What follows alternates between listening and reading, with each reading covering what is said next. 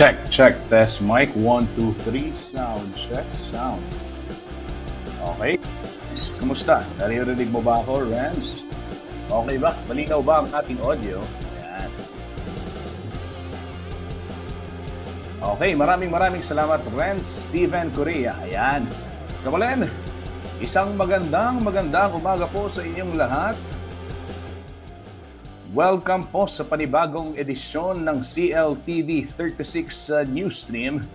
Araw ho natin ngayon, araw ho ng Martes, February 18, taong 2025. Time check muna tayo, 10:16 ng umaga. Kumusta ho kayo?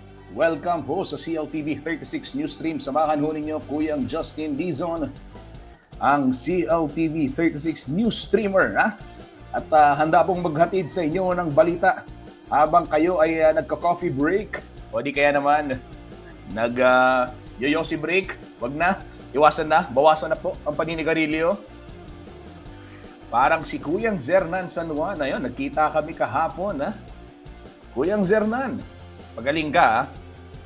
At wag nang babalikan ang bisyo dahil alam ho ninyo mga kabalen, take it from me, Kuyang Justin, ha?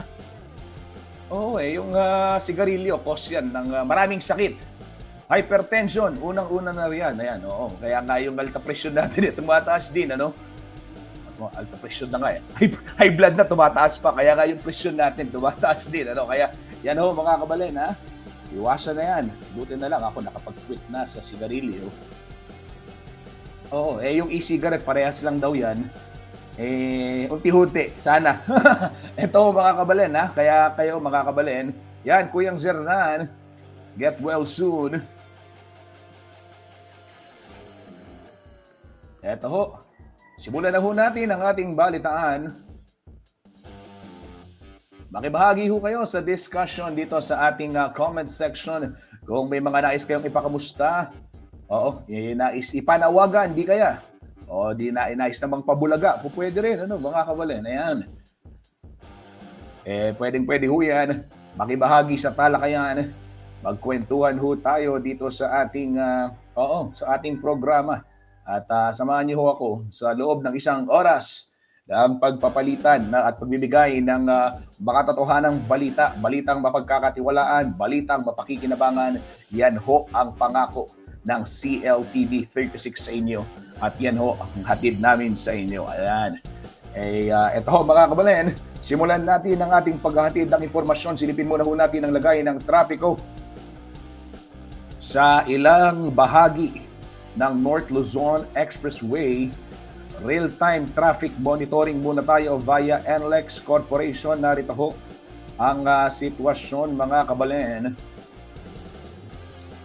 Dinot mo muna tayo sa gawing itaas, na yung mga nasa top box muna tayo. Yung leftmost, yan hoy sa may area ng Balintawak Toll Plaza. As we speak, ay magaan pa rin ang daloy ng trapiko dyan. Ganyan din ho ang sitwasyon sa may Valenzuela Interchange. Bagamat may volume ng mga sasakyan, ay fast moving pa din, ano? Same scenario diyan ho sa may Mindanao Toll Plaza kung mag-e-exit ka ng expressway. Pero kung ikaw naman ay papasok ng expressway galing diyan sa may area ng Mindanao Avenue, asahan ang pagbabagal ng daloy ng trapiko sa mga oras na ito, 10:19 ng umaga, araw ho ng Martes, Feb 18. Eto naman, sa ibaba tayo mga kabalen, tanggalin ko lang yung aking larawan, ayan, at pati yung nakaharang na logo, ayan, diba? Silipin ho natin ang sitwasyon naman dito naman sa may Kawayan Interchange, magkabilang linya, north and southbound. Okay, ayos ang sitwasyon dyan, no? Pero may tukod ng traffic dyan sa may service road sa area ng Kawayan. Paalala ho sa ating mga karehiyong motorista. Ayan. Dito naman sa may Bukawe Toll Plaza, kung ikaw ay papasok ng Metro Manila, maluwag po ang sitwasyon dyan. Same as for those who are going north. Doon sa may northbound lane, ito ho yung camera na nakikita o yung mga sasakyan na patungo sa camera, yan, sumasalubong sa atin sa pinakababa, sa pinakagitna. Ayan ho, kabalen. Ayan. At sa may San Fernando area naman ng NLEX, sa mga oras na ito, Ayan, no? Minsan, dadalawa, tatlong frame, tatlo lamang sasakyan ang makikita sa frame. O ngayon, wala. O yan, isa pumasok. Maluwag na maluwag po ang sitwasyon dyan sa area ng siyudad San Fernando, Pampanga. Yan ho mga kabalen, real-time traffic monitoring, hatid po sa atin ng NLEX Corporation.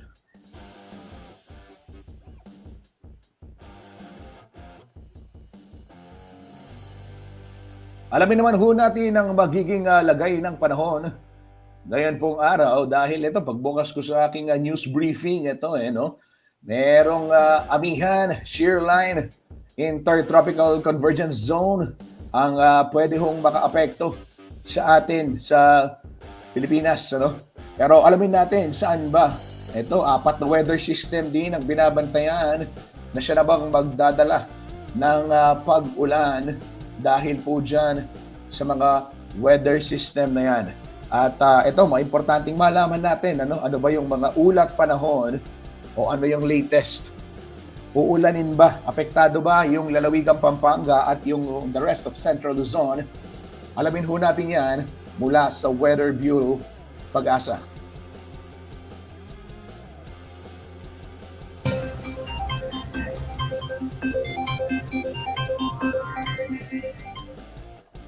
Magandang umaga po sa ating lahat. Narito ang weather update para sa araw ng Martes, January 18, 2025. Wala naman tayong minomonitor na anumang bagyo or low pressure area sa loob at labas ng ating Philippine Area of Responsibility. Pero meron tayong mga weather system na magdadala ng mga pag-ulan sa iba't iba't bahagi ng ating bansa. Una na dito ang Northeast Monsoon na patuloy naman na umiiral dito sa may extreme Northern Luzon. Kung mapapansin po natin dito sa malaking bahagi ng ating bansa ay nakakaranas po tayo ng mainit at maalinsangan na panahon. Dulot po ito sa paghina nitong Northeast Monsoon at ito'y nakakaapekto na lamang dito po sa may extreme Northern Luzon. Samantala, meron din tayong shear line or yung salubungan ng mainit at malamig na hangin na nakakaapekto dito sa eastern section ng Northern Luzon. At lastly, ito po yung Intertropical Convergence Zone or ITCZ na nakakaapekto naman dito sa may southern Mindanao. Para sa magiging panahon natin ngayong araw, inaasahan natin patuloy ang epekto nitong shear line dito sa may Isabela, pati na rin dito sa Aurora, kaya inaasahan natin ang maulap na papawirin na may mga kalat-kalat na pag-ulan. Dulot naman ng Northeast Monsoon, inaasahan natin ang maulap na papawirin na may mga pag-ulan dito sa may Batanes, Cagayan, pati na rin dito sa may Apayao. Para naman sa Metro Manila at nalalabing bahagi ng Luzon, asahan po natin makakaranas tayo ng mainit at maalinsangan na tanghali hanggang hapon na mataas ang tsansa ng mga localized thunderstorm pagdating sa hapon at sa gabi. Kaya ugaliin po natin i-check ang social media pages ng Pag-asa para sa nilalabas na thunderstorm advisory. Agwat ng temperatura for Metro Manila 23 to 31 degrees Celsius, Lawag 25 to 31 degrees Celsius. For Tuguegarao, asahan natin ang 24 to 30 degrees Celsius, Baguio 16 to 24 degrees Celsius. For Tagaytay, 22 to 33 degrees Celsius at Legazpi, 24 to 32 degrees Celsius. Para naman dito sa may Zamboanga Peninsula, Basilan, Sulu at Tawi-Tawi kasama na rin ang Sarangani at Sultan Kudarat, asahan din po natin ang maulap na papawiri na may mga kalat-kalat na pag-ulan. Dulot naman ito ng Intertropical Convergence Zone. Pero para naman dito sa may Palawan, Visayas at nalalabing bahagi ng Mindanao, asahan naman po natin ang maaliwalas na panahon pero may mga localized thunderstorm po tayo pagdating sa hapon at sa gabi. Asahan din po natin, frequent din po itong mga localized thunderstorm, lalo na po dito sa naapektuhan ng Intertropical Convergence Zone, particularly dito po sa may Mindanao. Agwat ng temperatura for Calayan Islands at Puerto Princesa, 25 to 32 degrees Celsius, Iloilo, 26 to 32 degrees Celsius. For Cebu, asahan natin ng 26 to 31 degrees Celsius, Tacloban, 24 to 31 degrees Celsius. For Cagayan de Oro, 23 to 31 degrees Celsius, Zamboanga, 24 to 32 degrees Celsius, at Davao, 24 to 34 degrees Celsius. Wala naman tayong nakataas na anumang gale warning sa anumang seaboards ng ating bansa. Pero iba yung pag-iingat din po para sa mga ating mga kababayan, lalo na may mga sasakyang maliit pang dagat. dulot po ito ng mga pag-ulan po, lalo na po yung mga localized thunderstorm po natin. Ang sunrise po natin mamaya ay 6:19 AM at ang sunset po natin mamaya ay 6:01 PM. Para sa karagdagang impormasyon, bisitahin ang aming mga social media pages at ang aming website pag-asa.dost.gov.ph. At yan po muna ang latest dito sa Pag-asa Weather Forecasting Center. Chanel Dominguez po at magandang umaga.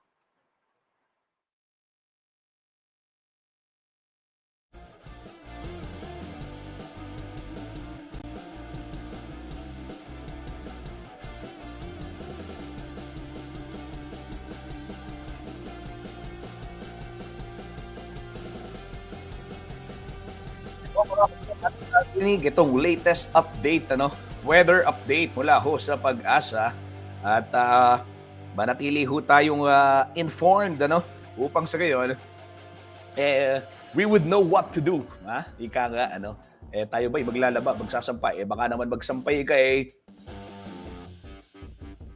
ulanin lang, sayang yun yung pinakamalungkot, isa sa mga pinakamalungkot na experience sa mga naglalaba't nagsasampay diyan.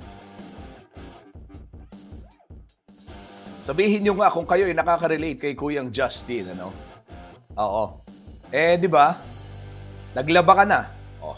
Nagsampay ka. Kita mo may araw. And then after a while, biglang may lulam hanapin, Biglang kukulimlim ang panahon. Ay, malulam. Kasakit. Hindi lang sila uulanin, yung mga damit, mamamaho rin. Kaya naman, eto, talagang napaka-importante, kailangan aware tayo sa mga ganitong senaryo. Ito, silipin naman natin. Latest available data mula ho sa Bangko Sentral ng Pilipinas. Foreign exchange rate muna tayo, mga kabalen. Ngayon pong araw, ito Feb 17 ito, 57 pesos 0.83 centavos. Yan ho ang palitan ng piso kontra dolyar. Sa Japanese yen, 38. Yan Speaking of Japanese yen, shout out Kuyang Paulo G. Santos nagbabakasyon dyan sa may Japan. Paulo G. Ang ganda ng mga shots mo. Nakita ko yung picture mo sa snow. Paulo G. Shout out Paulo G. Santos. Ayan, enjoy your vacation. And hinihintay namin yung pagbabalik mo. Siyempre abak na balen.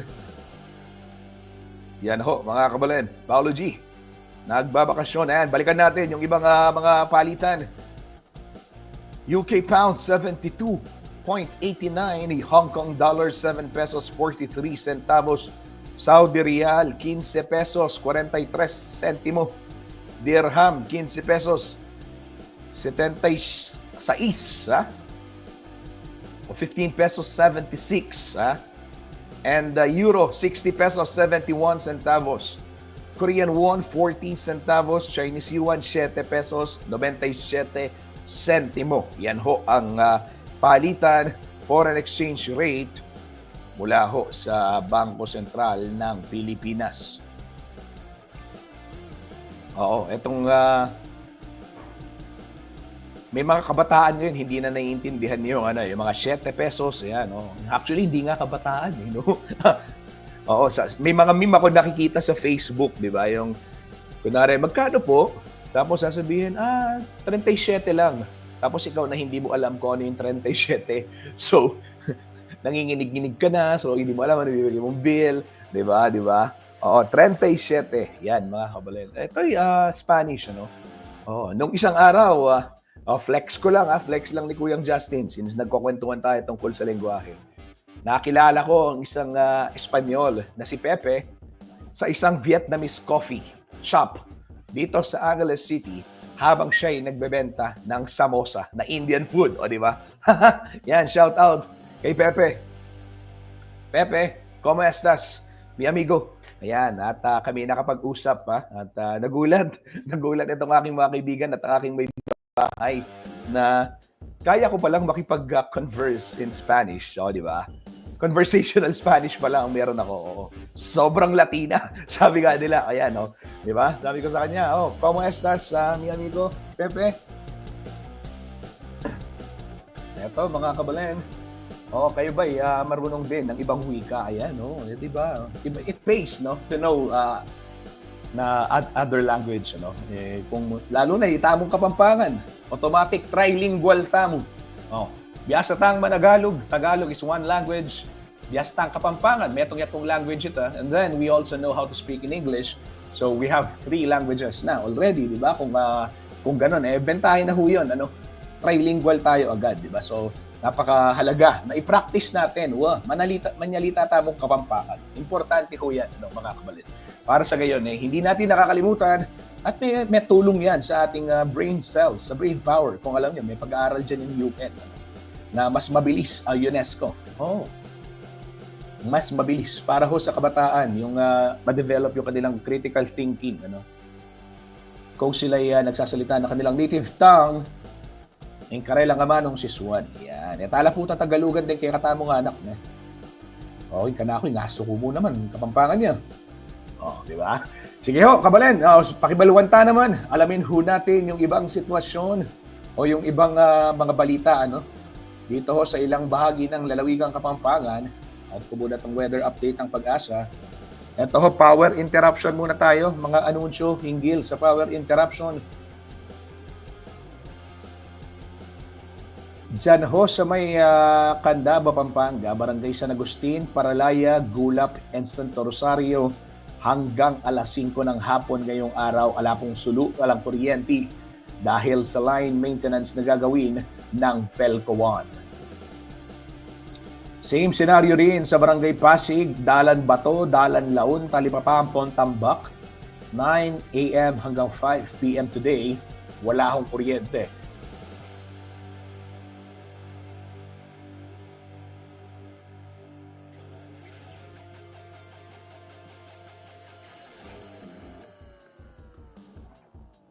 Ganyan din ho ang sitwasyon sa may Pescadores, Bambang, Buwas at sa poblasyon dyan sa bayan ng Guagua hanggang alas 5 mamaya. Brown out dahil sa pole and line maintenance ng Pelco 1.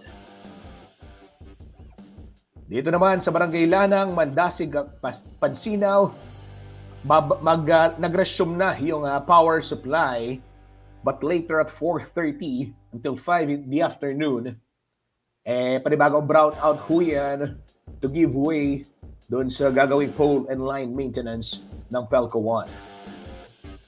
Same scenario for Barangay Pasig, particularly in the area of Pansol. So, power supply, nag-resume na ho yan, 4:30, pero mamaya 4:30, brown out po muli. Kaya naman hanggang alas 5. Antabayanan ho ninyo yan, paghandaan ho ninyo, just in case, apektadong mga trabaho. Ano. Yan ho, yung mga anunsyo, kaugnay nitong power interruption dito ho sa Candaba, Pampanga. Ito ho, breaking news to, kapapasok lamang na balita mula po sa Highway Patrol Group, ano mga kabalen, ay kahapon pala to. Recover stolen vehicle in Pampanga. Ayan, mga kabalen, ano?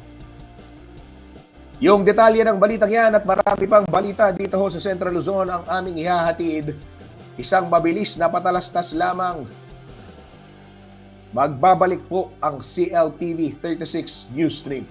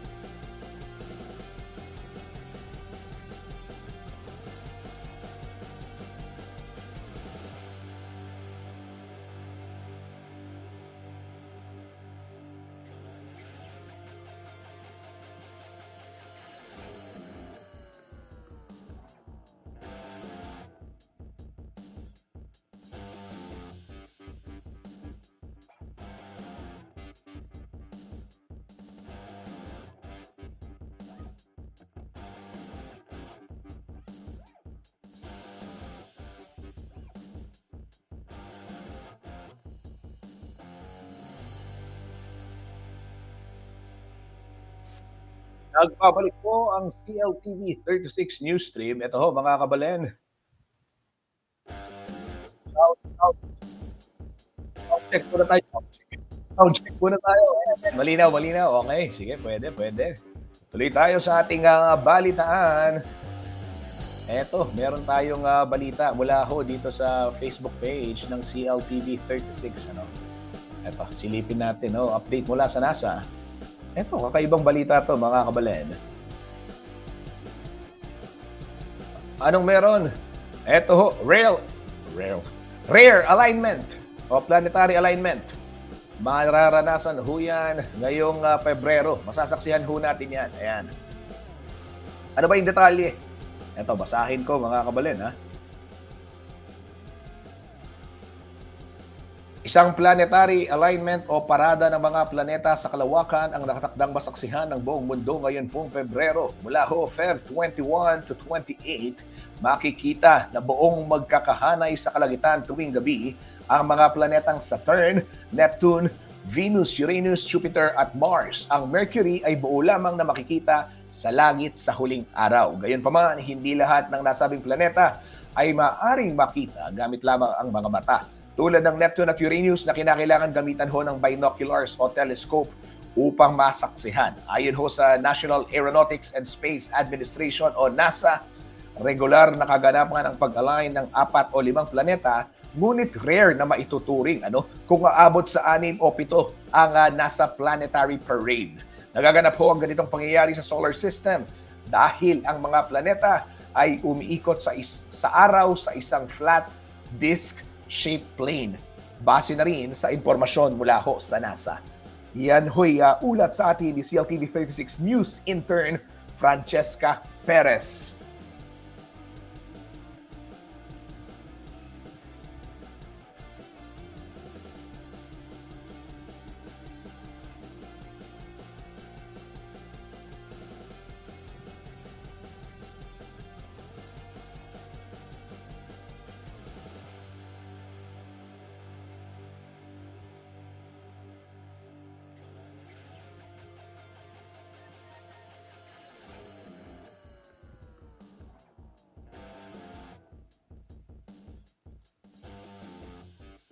Eto naman mga kabalen, sa ibang balita naman ho tayo, 3 most wanted individuals sa Nueva Ecija ang arestado. Timbog ho sa ikinasang manhunt operation ng PRO3 o Police Regional Office 3 ang 3 sa most wanted individuals dyan ho sa lalawigan ng Nueva Ecija. Nangyari ho yan nitong Lunes, Feb 17. Una ho sa listahan ang 8 sa most wanted ng naturang probinsya na si Elmer Hernandez Mendoza, 44 anyos, na nadakip ho ng Cabanatuan City Police sa kasong paglabag sa Republic Act 9165 o itong Comprehensive Dangerous Drugs Act of 2002. Sa ilalim hong ng criminal case number 26 o 29602-25 na inilabas ho ng RTC Branch 36 Gapan City, walang inirerekomendang piyansa para ho sa kaso ni Hernandez na ngayon ay nasa kustodiya ng CCPS Male Custodial Facility para sa iba pang legal proceedings.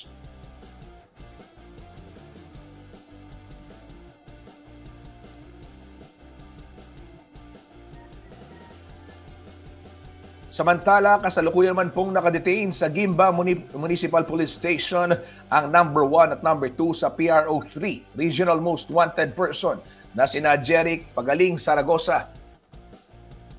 Oo mga kabalen, ito ho. 20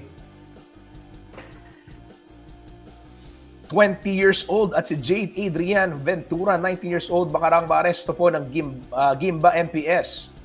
Katuwang ho itong intelligence unit ng provincial police, ng NEPO. Wala rin pong piyansa para ho sa dalawa na nahaharap sa kasong murder, mga kabalen.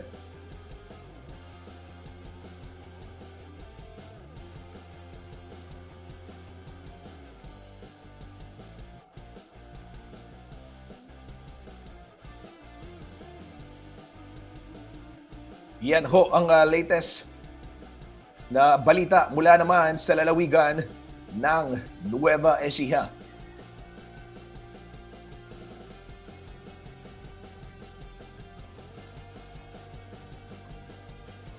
Ito ho, mga kabalen, isang malungkot na balita naman. Sumakabilang buhay na po si Mr. Maynardo Lansangan. Isa hong kilalang guro sa University of the Assumption at kilalang kompositor, musikero at isa hong kaibigan sa marami. Basahin ko yung naging pahayag ng University of the Assumption kaugnay ho ng pagpanaw ni Sir Lansangan. Oh, nakasama ko rin si Sir. Oh, rest in peace, Sir Lansangan. Sa simbahan, madalas din ho natin siyang makita sa simbahan, tumutugtog, nagva-violin, di ba? Oo, siya ho si Sir Lansangan, di ba?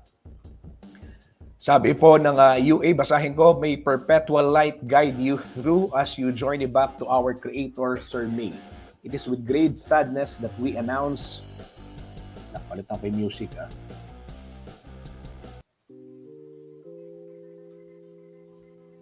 Hinaan ko lang. Ito po, it is with great sadness that we announce the passing of Mr. Maynardo Lansangan, the composer of the UA hymn and a longtime faculty member at UA Grade School. Sir Lansangan is a music genius, a great composer, an amiable teacher, and a cherished friend for many Assumptionists. We know that he will be missed by all, his music and humor. As we look back to his life, let us thank God for giving us a great man and let us commend his soul to the loving embrace of the risen Lord. Salamat po, Maestro Lansangan vaya con Dios. Yan ho'y mula sa University of the Assumption. At nakikiramay ho kami sa mga naulila ni Mr. Lansangan at sa lahat ng kanyang mga kaibigan at kaanak.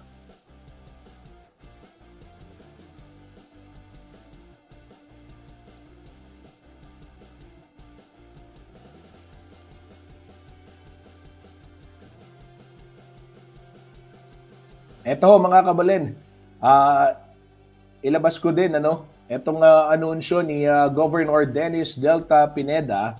Oo, kaugnay din ho ng pagpanaw ng isa sa mga kababayan din natin, kabalen din natin na may kontribusyon, malaki ang kontribusyon sa ating komunidad. Ito ho si Renato Abong Tayag.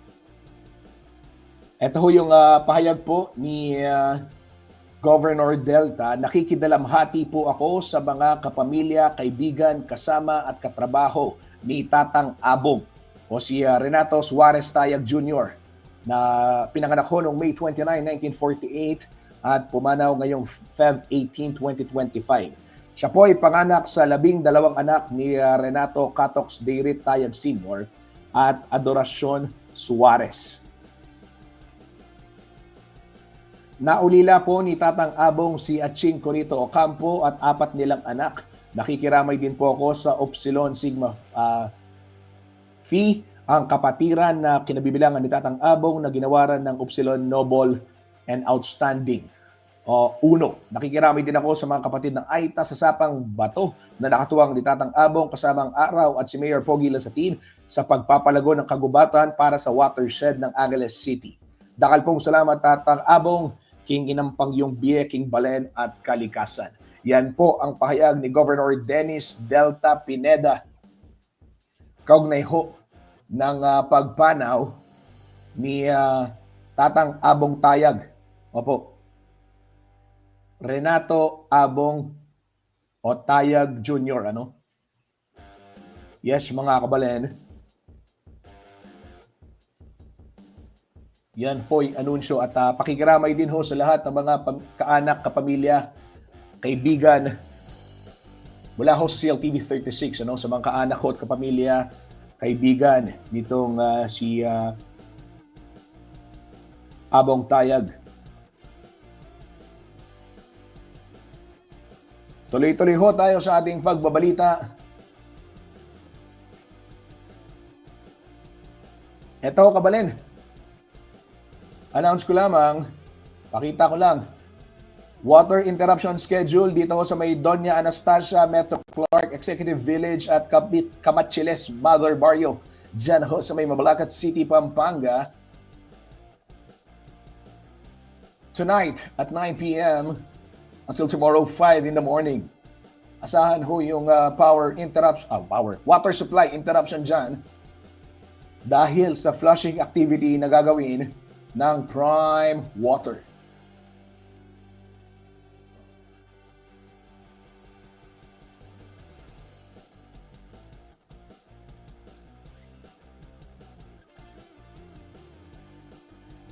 Eto, para ho sa lahat ng mga fans.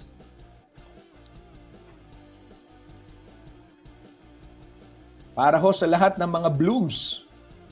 Kagaya ko. O, ayan.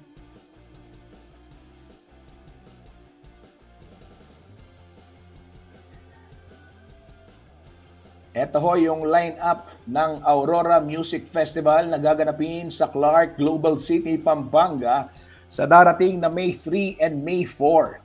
Okay? Kabilang ho sa mga magtatanghal sa unang araw ang Bini, syempre, Nations Girl Group. Kasama si TJ, Arthur Neri, BGYO, Rico Blanco at Moira. Di na uso yung apelido ngayon, ano? Moira na lang siya. O, si TJ na lang siya. Wala na apelido. Parang Dolphy din, ano? Parang si Glock 9 yan. Wala siya. Okay. Sa pangalawang araw ho na linggo, Bini. Ayan. Si Maki. Wala ring apelido si Maki. Si Jonella. Si Flo G. Over October. At Com. Yan ho ang lineup, ano? Parang Bini at si Rico Blanco lang at si Maki yung kilala. Si Moira, syempre. Oh, kilala ko naman silang lahat. Oh. Pero parang hindi ko na talaga edad yung mga music festival. Aray ko po. Wala na yung mga Bamboo River Maya. Di ba? Typecast, Urban Dove, Mayonnaise. Ano ba? Oo, hindi na. Iba na talaga, no? Iba, Sponge Cola, sugar-free. O, di ba? Hail, Kamikaze, Parokya ni Edgar. Iba na talaga yung ano, iba na yung banda, iba na yung uso ngayon. And sa bagay, sa totoo naman, di ba? Bakit Kuyang Justin, bagbay inaaya ka, pupunta ka? Parang hindi. Minsan ho pagtapak mo pala sa edad na 35, ano, ayaw mo na lumalabas. Dating-dati pag mga ganyang music festival, unang-una si Justin Dizon sa pila. Oo. Bakit hindi, di ba? Rakrakan eh. Pero ngayon, ano, dahil tsaka iba na rin yung music. Mas light na. Iba na yung uso ngayon. And of course, lahat yan okay, no? Lahat ng music, okay yan. Kanya-kanyang taste. I personally love Bini, syempre. Di ba? At syempre yung Phoenix. Oo, Phoenix. Di ba? Yan, hoy, pinapanood nyo sa CLTV 36 Entertainment. Isang girl group din yan. Rising girl group, ha? Mga kabalen. Yung P-pop, hindi ho mahukulit talaga yan. Paghandaan ho ninyo yan para sa lahat ng mga nais manood, ano? Yan ho ang lineup. Dakal ko kilala kanini, manipo na lang. Dakal ko kilala kanini, mantunood tickets, ha? Sana lang mas maging maayos yung organizing ng traffic, ha? Doon sa event. Opo, dahil nung nakarang mga taon, ewan ko lang, pero meron akong experience kasi nung pupunta ako dapat, I was trapped. Oo. Tuloy-tuloy ho tayo sa ating balitaan. Eto ho, mga kabalen.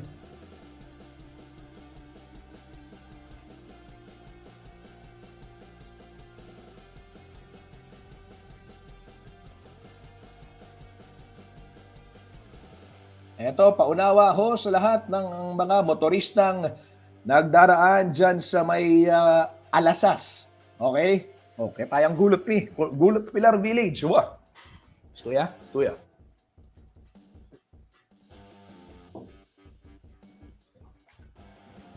Mananatili hong sarado ang kalsada sa Purok 3, Barangay Alasas, San Fernando, Pampanga dahil sa isinasagawang reconstruction. Aayusin ho yung kalsada at yung drainage na nagsimula ho nung Feb 10, ano?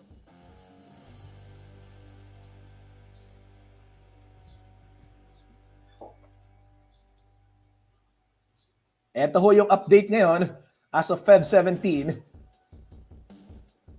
Ito kahapon, mula ho sa ating City Public Order and Safety Coordinating Office o si POSCO, pinapayuhan po nila yung mga motorista na humanap ng alternatibong ruta tulad ho ng La Primavera Residential Estate. Yan ho yung sitwasyon Feb 17, ano? Diyan ho sa may Purok 3 sa Barangay Alasas sa syudad ho ng San Fernando, Pampanga. Paunawa ho sa mga biyahero at motorista. Ayan ha. Well, malyari ko, dumalan ka no kay Primavera, agpangking si Posco. Shout out, Kuyang Louie Clemente.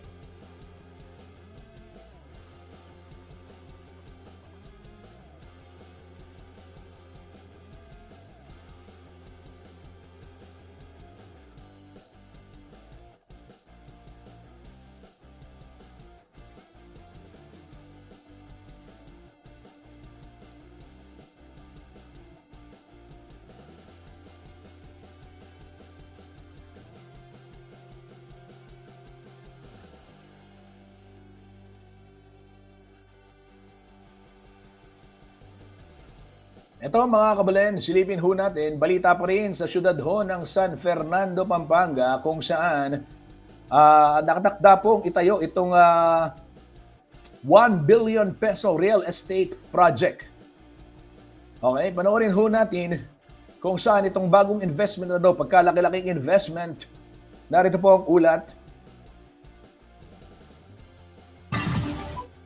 Aabot sa mahigit 1 bilyong pisong investment ang ipapasok ng isa sa mga leading real estate developer sa bansa dito sa City of San Fernando, Pampanga. Inihayag kamakailan ng Century Properties Group o CPG ang pagpapalakas ng kanilang portfolio sa labas ng Metro Manila matapos ilunsad ang panibagong proyekto ng kumpanya sa Azure North Estate. Ang second phase ng development sa Azure North ay kinabibilangan ng 4 na mid-rise residential towers. Sinimula na ngayong buwan ng Pebrero ang itinatayong 12-story Mykonos mid-rise tower na inaasahang makukumpleto sa kalagitnaan ng 2027. Magkakaroon nito ng studio at 1-bedroom units, 24/7 security at iba pang amenities. Bukod dito, magkakaroon din ng water park na may mga slides, play park at green spaces para maengganyo ang komunidad na mamuhay ng masaya at payapa sa nasabing lugar. Actually, Mono Cavalli and Barbados are almost sold out. That's why we are launching a new phase, given the demand and ang mainit na pagtanggap sa amin ng mga Kapampangan dito sa San Fernando. Nag-decide ang Century Properties na mag-launch ng bagong phase at magdagdag ng mas marami pang amenities for people to enjoy. Maliban sa residential use, pwede rin umanong magamit ang investment sa Azure North sa ibang paraan at karamihan ng kanilang mga kliyente ay mga millennials at mga Gen X. It depends on your need. So for example, if you're still working abroad, gusto mong mag-ipon, bilhin mo yung property, parent out mo na. And then when you come back home, then tirahan mo na siya. So that's actually a good decision to make. If you're not yet ready to live in it yet, so you're working abroad pa, which marami sa ating mga Filipinos na nagtatrabaho. So sa mga Kapampangans natin, mga OFWs, and even our buyers from Metro Manila, if you would like to invest in Azure North, napakagandang property investment if you want to invest for leasing income or even as your own residential space. Napakalapit na niya sa Metro Manila. Jody Dizon Mercado, CLTV 36 News. Hello mga kabulen.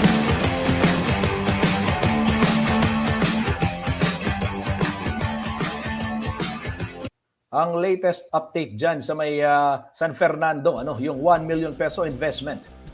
Eto naman, silipin naman natin, in case you missed it, yung pangako ng mga local candidates sa Angeles City.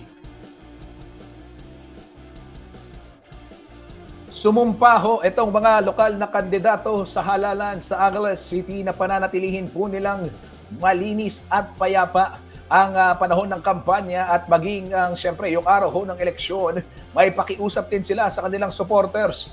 Ito pong aktibidad na ito ay pinangunahan ng Angeles City Police Office kasama ho yung ilang mga government agencies din at non-government organizations maging ang simbahan para ho matiyak na maayos ang magiging halalan sa syudad ng Angeles. Narito po ang balita.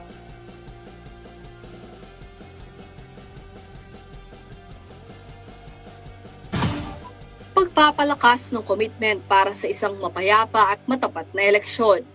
Ito ang pangunahing layunin ng Peace Covenant Signing at Unity Walk na inorganisa ng Angeles City Police nitong Sabado, February 15. Bagamat magkakatunggali, maagang nagtipon-tipon ang mga political candidates ng syudad kasama ang kani-kanilang mga taga-suporta. Mula sa Museum for Social History o Pamintuan Mansion, nagmarcha ang mga grupo patungong Holy Rosary Parish kung saan naman sila pumirma ng Peace Covenant.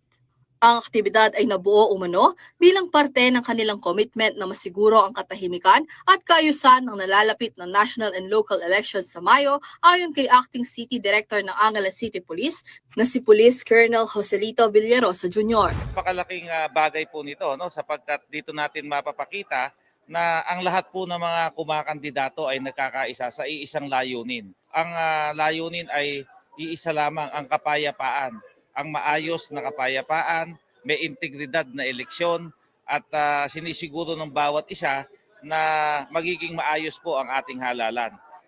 Lahat naman po ay nakita natin na sa Unity Walk at lahat po ay nakangiti, lahat po ay nagkakamay at lahat po ay pumirma. So sa kasalukuyan po ang Angeles City ay napaka-mapayapa. Kabilang sa mga nakiisa sa aktibidad ay sina Angeles City Mayor Carmelo Pogi Lasatin Jr. na tumatakbong kongresista ng 1st District.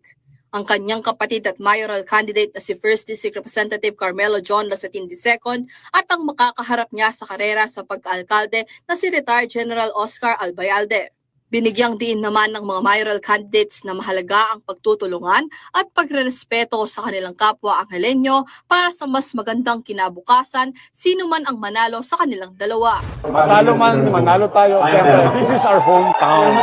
Bawat pangalagaan natin, tulong-tulong pa rin tayo sa ikauunlad ng Angeles City. Kasi alam nyo, kung nagtutulong-tulong tayo, economically, uunlad tayo, marami tayong magbibigay na trabaho, i-promote natin ang magandang edukasyon, i-promote natin kalinisan, siyempre tulungan nyo ang city. So, we'd like to enjoy yung ating mga supporters and encourage them na maging mahinahon po tuwing eleksyon.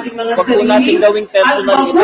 Dahil lahat po tayo may karapatan pumili na kung sino nating gustong mamuno sa atin, whether it's local or national. Present din sina re-electionist Vice Mayor Vicky Vega Gabigting, ang kanyang challenger na si dating Konsehal Amos Rivera, gayon din ng mga kandidato para sa City Council ng magkabilang partido at independent candidates, mga representante ng ilang religious groups at ng mga ahensya ng gobyerno. Ayon naman kay Parish Pastoral Council for Responsible Voting o PPCRV Representative James Pasamonte, mas maganda kung ipapaskill din sa iba't ibang lugar sa syudad ang peace commitment na nilagdaan ng mga grupo. Magbibigay ito ng reminder to each and everyone. But the question is the sustainability kasi it's only February and then May pa yung election. So sana in between there will be some reminders again. When we say peace, it comes from different forms. And part of that piece is basically you follow rules and regulations provided by COMELEC. Hinimok rin niya na sana'y mas iharap ng mga kandidato ang kanilang mga plataporma para magkaroon ng kaalaman ang mga botante tungkol sa kanilang plano sa syudad at para maiwasan rin ang pagboto ng nakaayon lamang sa personalidad. Mandato rin umano ng PPCRV ang maging witness sa katapatan at kalinisan ng eleksyon. Samantala, ang bawat lagda sa Peace Covenant Wall ay saring umanong simbolo ng kahalagaan ng collaboration at accountability na naglalayong magbigay inspirasyon sa mga botante na pangalagaan ng prinsipyo ng isang demokratikong bansa sa pamamagitan ng tapat na pagboto. Ashley Punzalan, CLTV 36 News.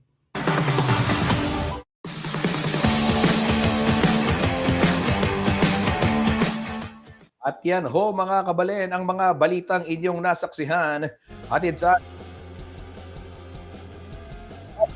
itong ating mga pages at CLTV 36 News and CLTV 36 Official upang sa gayon tuloy-tuloy ho tayo sa pagbabalita. Maraming salamat sa inyong pagtutok. Shout out Ray Bravo, nanonood sa atin. At sa kanyang, Ray Bravo, masaya na naman siya ngayon. Okay, Lolo Ray, maraming salamat po. Magkita-kita tayo bukas sa parehong oras. Ingat ho tayo lagi.